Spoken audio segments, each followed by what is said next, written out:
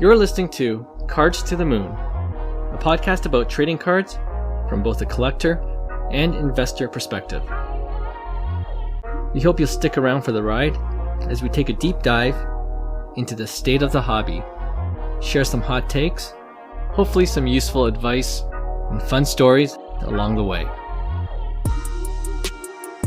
Hey guys, welcome back to Cards to the Moon. My name is Clark from 5cardguys.com.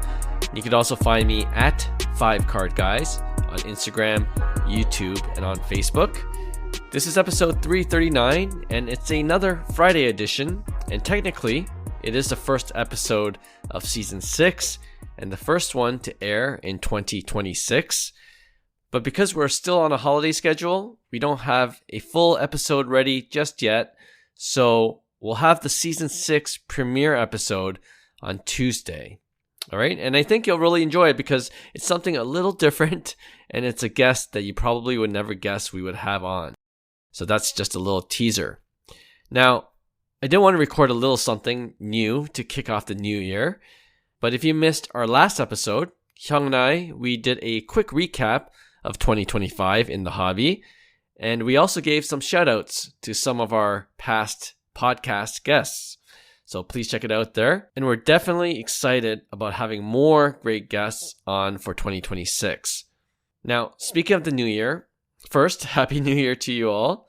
We appreciate you guys, and we hope this podcast will reach even more collectors this year.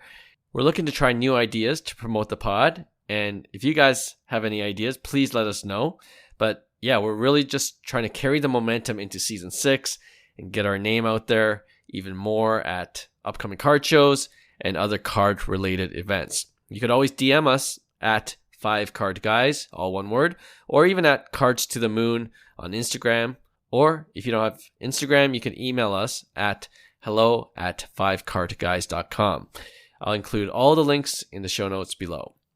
All right, so just to kick off this mini Friday episode, I wanted to just quickly look ahead into 2026. And as you loyal listeners know, we always have a segment called Hobby Headlines. So what I did was compile a top 5 list of potential headlines to look out for this coming year in the hobby. And I would love to hear what you guys think afterwards in regards to some of the things I have a feeling that we will be discussing at some point in 2026. All right, so let's start with number 1, and that's affordability.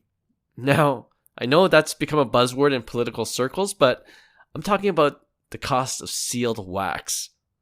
So for the popular releases like the 2025 Topps Chrome Basketball hobby boxes, or even the Topps Chrome Update baseball boxes that we ripped recently, you're looking at paying about $400 per hobby box, which seems to be pricing a lot of people out.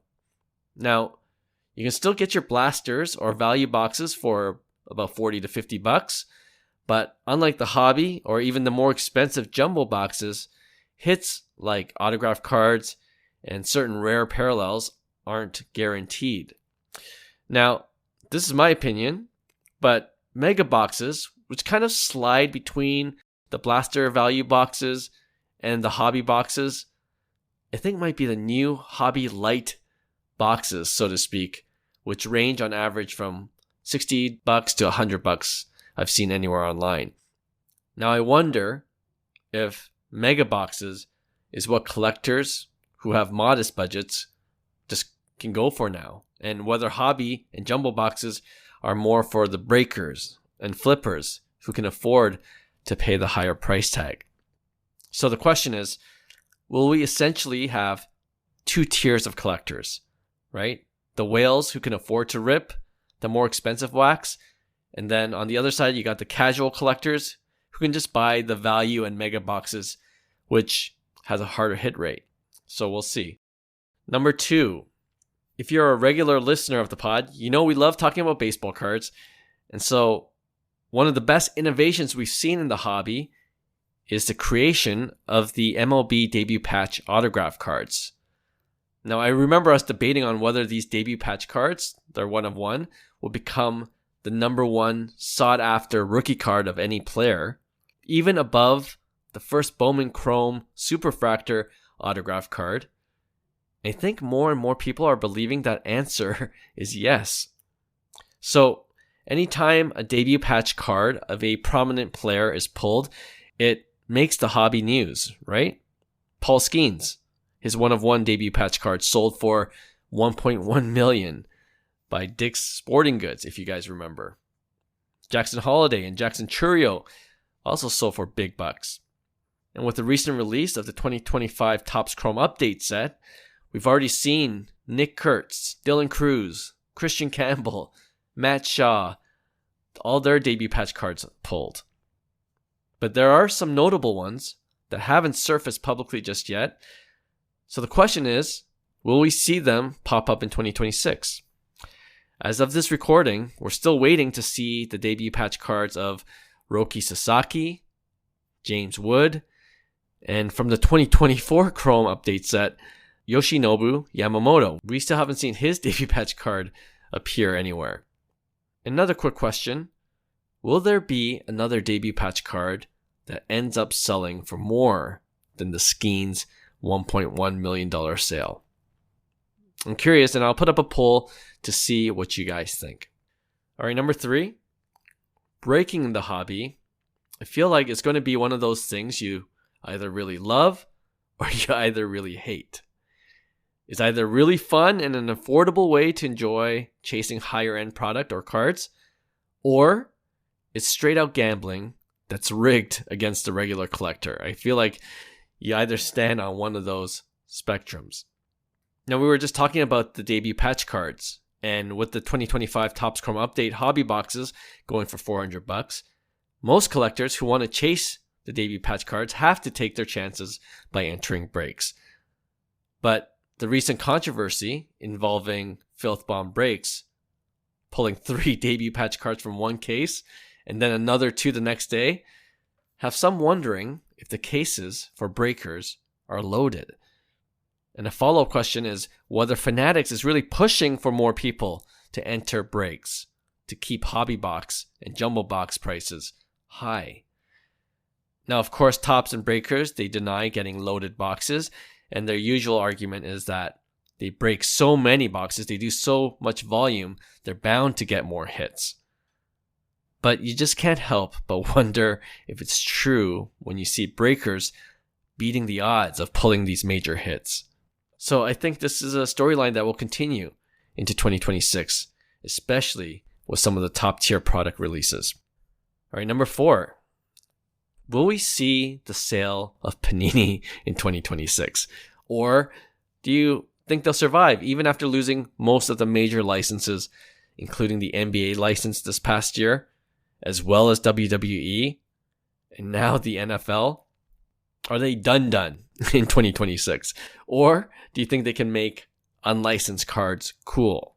Can they find more collectors like our buddy and podcast co-host Will out there who will buy them? I recently posted a Lionel Messi Kaboom card on social media without any Miami FC logos. And in my personal opinion, it looked bad, right? Messi wearing pink pajamas, essentially. But at the same time, it sold for thousands of dollars. So what do I know? What do you guys think will happen with Panini this year? All right, rounding out the top 5 in potential headlines to look out for in 2026 is, of course, PSA, the grading company. They entered 2025 as the king of grading, and they left 2025 as the supreme king. In a nutshell, this is what they did. They increased their market share by raising prices with slower turnaround times. And I made this joke before, but that's how you know you're running a profitable business. And of course, before we closed out 2025, they had offered to buy Beckett, which some estimate will give them an 80% market share. So we talked about this in one of our previous episodes. Just 4 days after buying Beckett, a U.S. congressman asked for an antitrust investigation into PSA's parent company, Collectors Holdings. And so what happens to that investigation will undoubtedly be something we'll be discussing on Cards to the Moon. Okay, I know I'm missing other big headlines coming up in 2026. It's never boring being in the hobby. It's why we keep doing this podcast. But yeah, let me know what you guys think will be a big point of discussion. Again, I'll include the ways you can contact me in the show notes. And one more thing, which I don't talk about much, if at all, but I'm going to just do a quick shameless plug for my daily auctions page, which is at 5cardguys.com/daily auctions.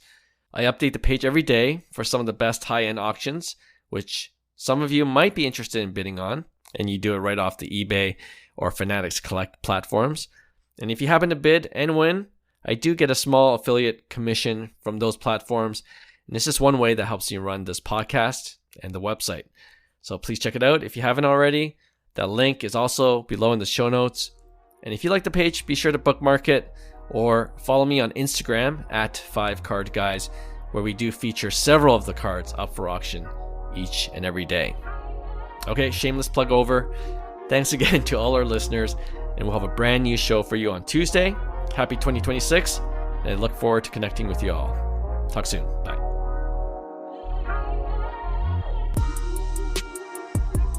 Hey, thanks for listening to Cards to the Moon. We'd really appreciate you subscribing to our podcast wherever you listen to your podcasts. And you can also connect with each of us on Instagram at 5cardguys, or you can follow Hyung at Integrity Sports Cards or John at TradeU at Recess. You can also check us out at 5cardguys.com. Thanks again, and hope to connect soon.